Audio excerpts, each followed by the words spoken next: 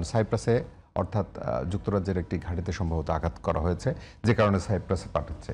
রিয়াদের ইউএস এম্বাসিতে আঘাত করেছে, আমি যেটি বলছিলাম। তার মানে এই যুদ্ধের যে ব্যাপকতা এবং ট্রাম্পের যদি আপনি কথা, গতকালকেই যেটা আমরা বলছিলাম যে এখনো মূল আক্রমণ হয় নাই, তার মানে সামনের দিকে আরো ভয়াবহ। ইরানের পক্ষ থেকেও বলা হচ্ছে যেহেতু এটি আত্মরক্ষার বাধ্যতামূলক যুদ্ধ, কোনো উপায় নেই তো ইরানের জায়গা থেকে, তারাও এই প্রতিরক্ষা ব্যবস্থা দীর্ঘমেয়াদী করবে এবং তাদের রণকৌশল কিন্তু ভিন্ন মাত্রায় এবারে পরিচালিত হচ্ছে। সামগ্রিকভাবে যুদ্ধটা আসলে মানে প্রলঙ্গিত হচ্ছে, আপনি কি মনে করেন? ধন্যবাদ আপনাকে, ধন্যবাদ সহ-আলোচক মহোদয়কে, সাথে সাথে ধন্যবাদ জানাচ্ছি গাজী টেলিভিশনের সমস্ত দর্শক শ্রোতা সবাইকে, সাথে সাথে যারা কলাকুশলীতে আমাদের সাথে রয়েছেন তাদেরকেও ধন্যবাদ।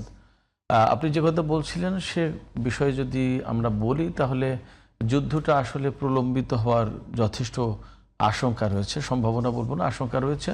এবং এই যুদ্ধ প্রলম্বিত করলে ইরানের দিক দিয়ে কৌশলগতভাবে লাভ হতে পারে, কারণ ইরান তো যুদ্ধ করেনি, শুরু করেন, যুদ্ধ তার উপর চাপিয়ে দেওয়া হয়েছে। যখন যুদ্ধ চাপিয়ে দেওয়া হয়েছে তখন তাকে স্বাভাবিকভাবে তার অস্তিত্ব রক্ষার জন্য, তার স্বার্থ রক্ষার জন্য, তার সমস্ত সবকিছু টিকিয়ে রাখার জন্য যুদ্ধটা করতে হচ্ছে। এখন এই যুদ্ধ যখন করতেই হচ্ছে তখন তাহলে শুধুমাত্র এইরকম আর করার দরকার নেই, এটা ইরানেরই চিন্তা বা সিদ্ধান্ত। এবারও 2 দিন 3 দিন যুদ্ধ করলাম, একটা যুদ্ধবিরতি হলো, আবার কিছুদিন পরে আবার তারা আসলো, আবার যুদ্ধ করলাম, এইভাবে আর করতে চায় না ইরান।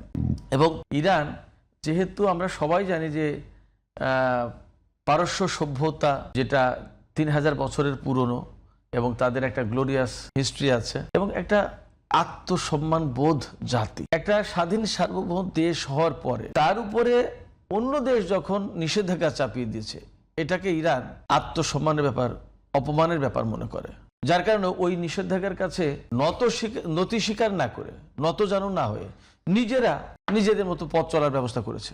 আমার নেই কি, আমি ওষুধ কিনতে পারছি না নিষেধাজ্ঞার কারণে, তাহলে আমার কোন ওষুধটা কিনতে পারছি না, আমি সেই ওষুধটা তৈরি করে নিলাম। ইরান এইভাবে চলেছে। তার মানে যারা নিষেধাজ্ঞা দিচ্ছে, যারা চাপ সৃষ্টি করছে, যারা অপমান করার চেষ্টা করছে, যারা তাকে আটকে দেওয়ার চেষ্টা করছে, তার কাছে নত জানু না হয়ে, নতি স্বীকার না করে সে নিজের স্বাবলম্বী হওয়ার পথ খুঁজে নিচ্ছে। এটা মূলত এবং প্রধানত আত্মসম্মানের জায়গা থেকে। তো সেই জায়গায় এই যে যুদ্ধটা চাপিয়ে দেওয়া হয়েছে, এখন সে চিন্তা করছে বারবার যখন আমার উপর এইভাবে যুদ্ধ চাপিয়ে দেয়, তাহলে বারবার যাতে যুদ্ধ চাপিয়ে দিতে না পারে, এবং সেই ব্যবস্থার অংশ হিসেবে এবার ইসরায়েল এবং আমেরিকা যাতে এইরকম যুদ্ধ চাপিয়ে না দিতে পারে তার ব্যবস্থা নিয়েছে। সেই জন্য আঞ্চলিক যত মার্কিন সামরিক ঘাঁটি আছে প্রত্যেকটা ঘাঁটিতে আঘাত করেছে এবং সিভিয়ার আঘাত করার চেষ্টা করেছে, অলরেডি হয়েওছে। আমরা এরই মধ্যে গণমাধ্যম কল্যাণে জানি যে বাহরাইনে 5ম নৌঘাঁটি একেবারেই শেষ। কাতারে সেন্ট কমান্ডের যে হেডকোয়ার্টার আছে, আলুদেদ ঘাঁটি, যেটা মধ্যপ্রাচ্যের সবচেয়ে বড় মার্কিন এয়ারবেস, সেটা ধ্বংস করে দিয়েছে মোটামুটি ভাবে, আমরা খবর পাচ্ছি। যা সৌদি আরবে আরামকোর, এর ভিতরে আরামকোর ব্যাপারটা ভিন্ন।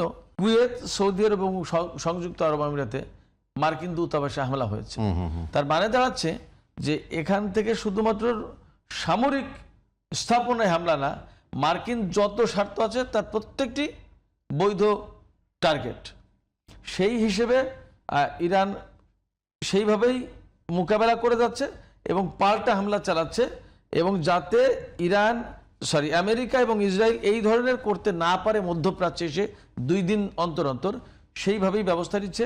এবং এখানে আমি যা মনে করি, কিন্তু এই যে আপনি বলছিলেন, মানে ছোট করে যদি জানি, মানে এই ক্ষেত্রে আপনি যদি মধ্যপ্রাচ্যের দেশগুলোর কথা বলেন, সেখানে ইরানের তো আসলে এক ধরনের বরাবরই সে একাই আসলে লড়েছে আমেরিকার বিরুদ্ধে, চোখে চোখ রেখে। কারণ মধ্যপ্রাচ্যের অন্য দেশগুলো তো আসলে তার পক্ষে লড়ছে না, বরং আমেরিকার।